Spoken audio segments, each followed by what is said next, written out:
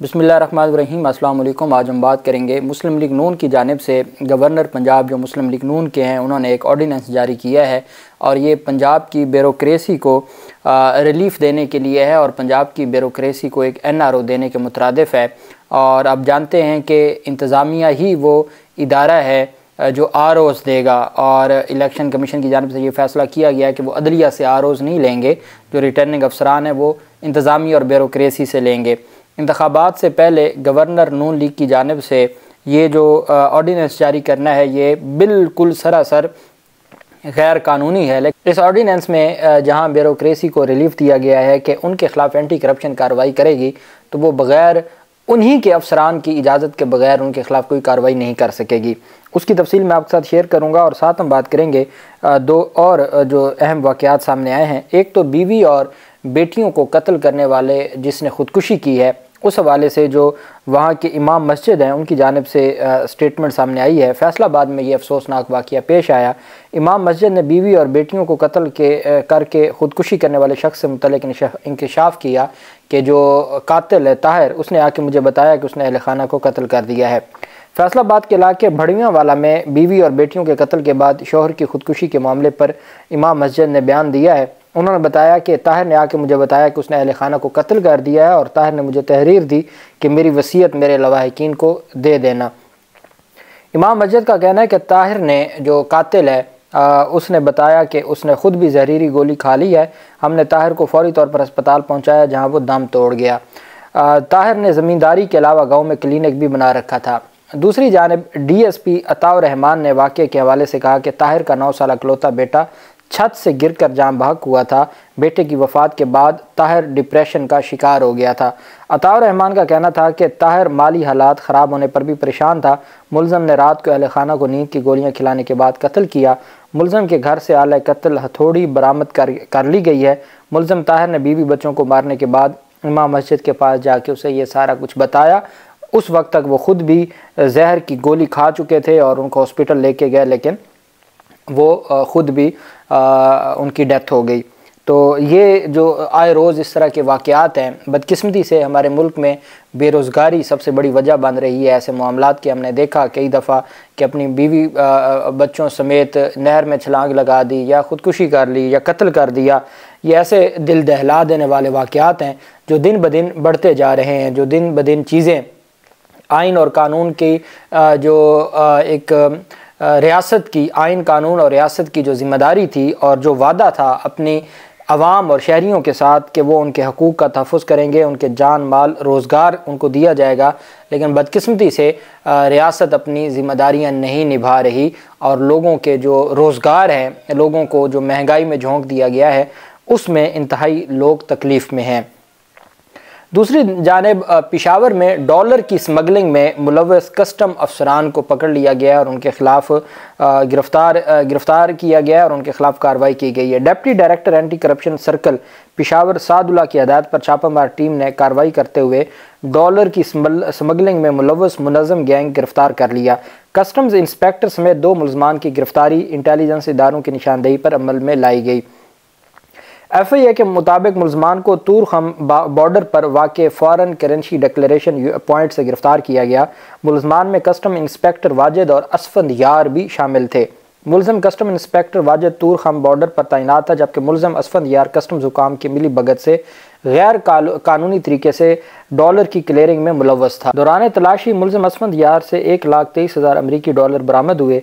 दौरान तफ्तीश मुलज़म ने रोज़ाना की बुनियाद पर लाखों डॉलर्स की स्मगलिंग का इंकशाफ किया।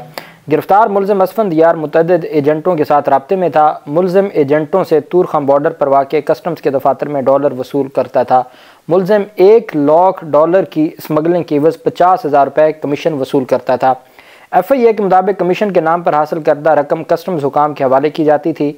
मुलज़मान को गिरफ़्तार करके तफ्तीश का आगाज़ कर दिया गया है और दीगर मुलज़मान की गिरफ़्तारी के लिए छापे मारे जा रहे हैं। ये एक अहम डेवलपमेंट सामने आई है और मैं समझता हूँ कि स्मगलिंग में जब तक मुतलका इदारे के लोग मुलव्वस पाए जाएंगे और जब तक उन इदारों के ख़िलाफ़ कार्रवाई नहीं होगी, ये स्मगलिंग का जो मामला है वो कभी हल नहीं हो सकेगा। और यही वजह है कि हमारे यहाँ आइन और कानून की धज्जियाँ उड़ाई जाती हैं और इस तरह के लोगों को रिलीफ दे दिया जाता है, बाद में छोड़ दिया जाता है या मुक्का कर लिया जाता है, जिसकी वजह से जो ये अफसरान हैं वो नहीं पकड़े जाते। दूसरी तरफ आप जानते हैं कि मुस्लिम लीग नून का गवर्नर पंजाब है बलीगुर रहमान, उन्होंने एक ऑर्डीनेंस जारी किया है, एंटी करप्शन जो ऑर्डीनेंस है, तरमीमी ऑर्डीनेंस, जिसमें एंटी करप्शन के डीजी एंटी करप्शन के ना सिर्फ इख्तियारात को महदूद कर दिया गया है, बल्कि ये असल में इलेक्शन कमीशन और जो एक मिली भगत है जिसमें ये कहा गया है कि अदलिया से आरोज़ नहीं लेने बल्कि इंतज़ामिया से लेने, और वो ब्यूरोक्रेसी है। मुस्लिम लीग नून के गवर्नर ने ब्यूरोक्रेसी को नवाजने के लिए और उनको क्लीन चिट देने के लिए और NRO देने के लिए ये एक ऑर्डीनेंस जारी किया है। निगरान पंजाब हुकूमत ने डायरेक्टर जनरल एंटी करप्शन के इख्तियारात के हवाले से जो एक ऑर्डीनेंस भेजा था गवर्नर पंजाब को, गवर्नर पंजाब की मंजूरी के बाद महकमा कानून ने उस गज़ट नोटिफिकेशन जारी कर दिया है। एंटी करप्शन को सरकारी मुलाजमीन के ख़िलाफ़ मुकदमा दर्ज करने से कबल मुतलका अथॉरिटी से इजाज़त लेनी होगी। महकमा कानून पंजाब के गज़ट नोटिफिकेशन के मुताबिक सरकारी मुलाजमीन के ख़िलाफ़ शिकायत करने वाले फ़र्द की पहले इंक्वायरी होगी। जो सरकारी मुलाजमीन के ख़िलाफ़ शिकायत करेगा पहले उसकी अपनी इंक्वायरी होगी, जिसके बाद सरकारी मुलाजिम के ख़िलाफ़ मुकदमा दर्ज करने के लिए मजाज अथॉरिटी से इजाज़त लेनी होगी। नोटिफिकेशन के मुताबिक ग्रेड 1 से 16 तक सरकारी मुलाजिम के ख़िलाफ़ मुकदमे के लिए उसके आला अफसर से इजाज़त लेनी होगी। आप पटवारी के ख़िलाफ़ भी दरख्वास्त देने जाएंगे एंटी करप्शन को, तो एंटी करप्शन वाले पहले आपकी इंक्वायरी करेंगे, फिर पटवारी के ख़िलाफ़ कार्रवाई करेंगे। किसी को सरकारी डॉक्टर है, कोई सरकारी इंजीनियर है, उसके ख़िलाफ़ आप कार्रवाई के लिए जाएंगे तो एंटी करप्शन पहले आपको पूछेगी, और अगर आप किसी पुलिस वाले के ख़िलाफ़ चले गए वो पहले आपके ख़िलाफ़ इंक्वायरी करेंगे। नोटिफिकेशन के मुताबिक ग्रेड 1 से 16 तक के सरकारी मुलाजिम के ख़िलाफ़ मुकदमा के लिए उसके आला अफसर से इजाज़त लेनी होगी। ग्रेड 17 के सरकारी मुलाजिम के ख़िलाफ़ मुकदमे की इजाज़त मुतलका सेक्रेटरी देगा, जबकि 18 और 19 ग्रेड के अफसर के ख़िलाफ़ मुकदमे की इजाज़त एडिशनल चीफ सेक्रेटरी से लेना होगी। कमिश्नर, डिप्टी कमिश्नर और ग्रेड 20 के अफसर के ख़िलाफ़ मुकदमा दर्ज करने से कबल चीफ सेक्रेटरी से इजाज़त लेनी होगी। सरकारी मुलाजमीन की गिरफ्तारियों के लिए भी मुतलका महकमों के सरबराहों से इजाज़त ली जाएगी। आला सरकारी अफसरान के ख़िलाफ़ मुकदमात का जायज़ा लेने के लिए 3 रुकनी कमेटी तश्कील दी जाएगी। ज़राए के मुताबिक निगरान पंजाब हुकूमत की जानिब से एंटी करप्शन ऑर्डीनेंस में तब्दीली का फैसला गुज़श्ता दिनों चंद सरकारी मुलाजमीन की गिरफ्तारी पर किया गया था। निगरान वज़ीर आला ने एंटी करप्शन ऑर्डीनेंस में तब्दीली की समरी मंजूर की थी। अब ये निगरान जो निगरान गवर्नर हैं, निगरान वज़ीर आला मोहसिन नकवी ने नून लीगी गवर्नर बलीगुर रहमान को ये ऑर्डीनेंस भेजा, उन्होंने ये जारी किया। सरकारी मुलाजमीन के करप्शन शवायद के बावजूद एंटी करप्शन इस्टेब्लिशमेंट को उनके खिलाफ मुकदमा दर्ज करने के लिए अफसरान बाला से इजाज़त लेना होगी। ब्यूरोक्रेसी अपने खिलाफ मुकदमा दराज की इजाज़त देंगे तो होगा, वरना नहीं होगा। भाई एक मुलाजिम के अफसर से पूछा जाएगा कि इसके खिलाफ मुकदमा दर्ज करना है या नहीं करना, वो कहेगा नहीं करना, तो एंटी करप्शन के पास कोई अख्तियार नहीं है कि वो मुकदमा दर्ज करेगी। ये इसको ऑर्डीनेंस का जो नाम दिया गया है, जो बलीगुर रहमान ने जारी किया है, Punjab anti corruption establishment amendment ordinance 2023, और ये जो है इसका ये डायरेक्टर जनरल के अख्तियारात को, एंटी करप्शन के अख्तियारात को कम किया गया है। और इसमें जो अहम चीज़ है वो ये है कि after completion of preliminary probe against any deputy commissioner and secretary if the director general of R N officer of the establishment, अगर किसी की इंक्वायरी हो जाती है और कंप्लीट करने के बाद अगर डीजी एंटी करप्शन या कोई अफसर ये समझता है इंस्टेड अगेंस्ट पब्लिक सर्वेंट के वो खुद कार्रवाई करने की बजाय वो पहले मुतलका अथॉरिटी से इजाज़त लेगा। He shall send a reference to obtain prior permission in writing for BPS 1 से BPS 16 तक वो जो उस महकमे का हेड होगा।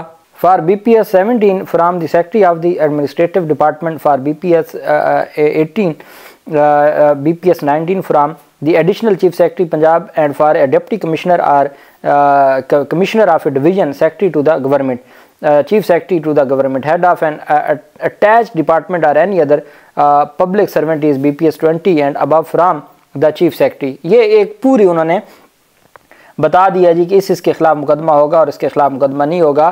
पहले इंक्वायरी की जाएगी, पहले उस बंदे की इंक्वायरी की जाएगी जो आएगा, जो बताएगा कि जी हाँ जी ये फ़लाँ बंदा करप्शन में मुलव्वस है, पहले उसकी इंक्वायरी की जाएगी। इंक्वायरी कंप्लीट करने के बाद रेफरेंस भेजा जाएगा मुतलका अफसरान को, मुतलका महकमे को, चीफ सेक्रेटरी को, या जो भी उसका रेलिवेंट बनेगा उनको भेजा जाएगा कि आपका मातहत इस जुर्म में मुलव्वस है और हमारे ख़िलाफ़ हमने इंक्वायरी की है, उसमें वो मुलव्वस पाया गया है, हम उसके ख़िलाफ़ फ़र्दर मुकदमा दर्ज करना चाहते हैं या गिरफ़्तार करना चाहते हैं। जनाब की जो है इसमें इजाज़त ज़रूरी है, तो जनाब वाला बताएं कि इजाज़त है या नहीं है, और जनाब कहेंगे इजाज़त है तो फिर कार्रवाई हो सकती है। जनाब भी तब कहेंगे जब जनाब का उस बंदे के साथ कोई मामला होगा। अगर तो मामला उनका आपस में सेट होगा तो जनाब नहीं कहेंगे, और जनाब अगर कहते हैं नहीं कार्रवाई करनी तो एंटी करप्शन के पास कोई अख्तियार नहीं है वो कार्रवाई करे जनाब के अहकामात या उनकी इजाज़त के बगैर। ये नून लीग की जो हुकूमत है और गवर्नर हैं उनकी जानिब से इलेक्शन से पहले, अब आप इन दो चीज़ों को आपस में जोड़िएगा कि इंतखाबात से पहले ब्यूरोक्रेसी को यह NRO दिया गया है और इलेक्शन कमीशन कह रहा है कि ROs और जो इलेक्शन ड्यूटी के लिए जो ओहदे हैं, जो सीनियर ओहदे हैं रिटर्निंग अफसर के, डिस्ट्रिक्ट रिटर्निंग अफसरान के, वो ब्यूरोक्रेसी को दिए जाएंगे।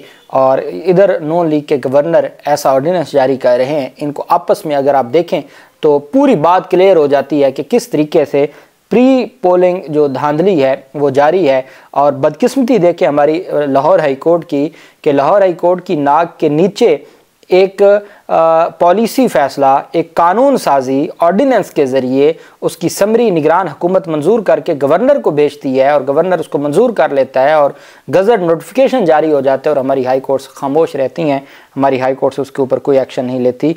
कोई पूछने वाला नहीं है कि क्या आइन ने ये अख्तियार दिया है निगरान हुकूमतों को या नहीं दिया, कोई पूछने वाला नहीं है, और ये निज़ाम ऐसे ही चलता जा रहा है।